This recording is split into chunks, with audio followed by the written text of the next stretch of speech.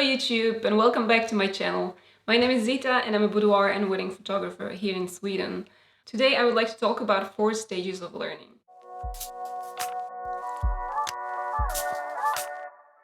Whether you're learning photography or any other skill, I'm sure you have heard talking about 10,000 hours. What?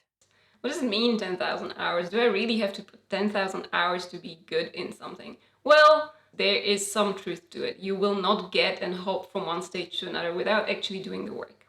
But I want to tell you about each of these stages, what they are, so that you can know where more or less you are and maybe give you a little bit of tips on what to do at that particular stage.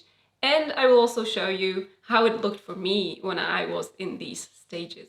When you're starting with photography, it's so easy to look up to all these great photographers out there and think, oh my God, they're so amazing, they're so talented. But trust me, they have all started somewhere. The first stage is unconscious incompetence. It's called unconscious for a reason. This is the stage where you don't know that your photos suck. I just had a discussion the other day on Facebook with someone who was really irritated by beginner photographers posting their photos in the group and thinking that their photos were good. And this photographer didn't want to understand that the self-reflection that he was asking these people to have is not there. At this stage, usually there's something that fascinates us and we take a photo of it and we have so much joy about taking a good photo and we don't really know or need to know about light and composition, all that technical stuff. At this point, you really just need to enjoy it and you just need to click through as many photos as possible to actually start realizing that, okay, maybe I don't know as much as I thought that I do, but then slowly you start approaching the next stage. When I was starting out, I used to take pictures of everything. I used to take pictures of people around me, cats, flowers, dead flies between the windows. And luckily there was no Facebook and there was nobody who would have criticized me for it. Because I was excited and I needed that drive to actually be able to continue. Every one of those photos actually helped me to get where I am today because I did start to understand light. I did start to understand what I like and what I want to do and what I don't want to do. So please don't worry about the settings, don't worry about composition and all that stuff, just keep going. If you're a little bit more advanced photographer, don't take the joy away from them.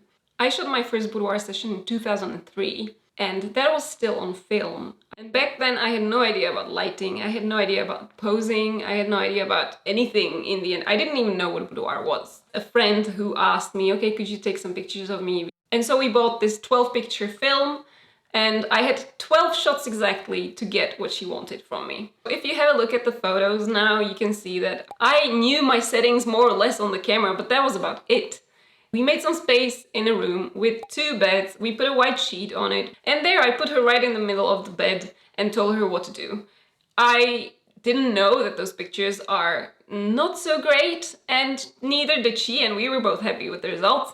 But when I look at them now, I clearly see that there are so many mistakes that I have made, and honestly, I can't take it back and I can't retouch it either, but it doesn't matter because I didn't stop taking photos, I just kept on going. If you're in the first stage and you're really excited, but you don't know where it's gonna go, I would recommend you to save the money and not buy a camera quite yet. I think you should take whatever you have available, whether it's an old camera or a mobile phone, and just take those photos. Just see what excites you and where it's gonna go. When you come to the next stage, which is conscious incompetence, then maybe it's time to get some entry-level DSLR. When you get to this stage in your learning, you start to realize how much you still don't know about photography. That there is so much that you can't do and you really want to. So this is a really good place to start discovering all these hidden areas of photography like lighting and posing and composition. You might want to open some websites and start reading on these things. However, I would recommend you to start with opening the manual to your camera and start going through it and reading and trying all the settings out. And the more you try, the more you will realize what is it that you want from the camera and you will get to know how to get there. I think in this stage the learning curve is the largest. So go out there watch tutorials, especially beginner tutorials on YouTube, and try things out. And here and there, you might actually end up having a good picture, or a picture that you actually see that is a little different than the first pictures that you have taken, but you don't quite know how you got there. You don't quite know what the settings were or what made it stand out. So here are some of my examples. I looked at these photos and I was amazed how good I was, but these were just accidents in the end. But there was actually something in there that I really liked, and I really wanted to be able to do it again, to replicate myself, and I still didn't know how. So once you actually go in and learn a little bit about composition and light and all that stuff, then you can try and start applying these consciously and create the photos that you had created before, actually knowing what you're doing. And once you get the knowledge into the practice, you're moving on to the stage 3. This is probably the stage where you're working on perfecting your skill until you get somewhere where you don't even have to think about it. When I was taking boudoir photos at this stage, I knew that I had a couple of poses that have always worked for me. I knew where to put the model, but I didn't know how to take it to the next level. So I just kept repeating them. And then every now and then I would try and experiment with something new and see what would happen. I think most of the photographers who can take somewhat good photos in any kind of conditions are somewhere between stages 3 and 4.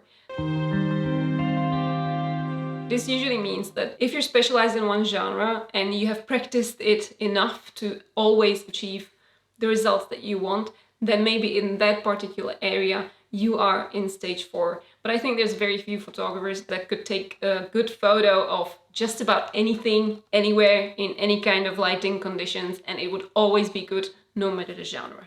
That's where the last stage comes in. That's the unconscious competence. For example, for me, I'm the most comfortable with the boudoir genre. It is the one that caught my attention. It is the one that I have practiced the most.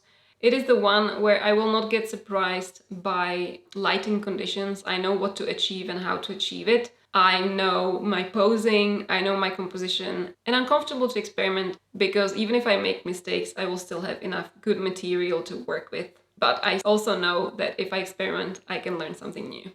So this stage for me is knowing that my equipment works for me, that I know my posing, that I know my lighting, and that I can just go with the feeling and focus on the subject and on creating the most important thing, which is the emotion in the picture. Now that we know what 4 stages of learning are, you probably also found yourself in one of these stages. Let me know in the comments below what stage you think you are in. And if you would like to keep getting more information on how to improve your boudoir photography skills or photography skills in general, subscribe, like this video, and I will see you next time. Okay guys, I'm sitting here editing the video and I just realized how perfect I want it to look like. I talk far too fast. I'm a bit stiff and all that stuff, and I think since that is also a part of learning process, I thought, oh, look at that, she sucks, but she knows it and she tries to be better. So yes, I'm definitely in like stage 2 of making videos of myself. If you made it this far, thank you very much. This is what I look like in real life. I'll see you next time.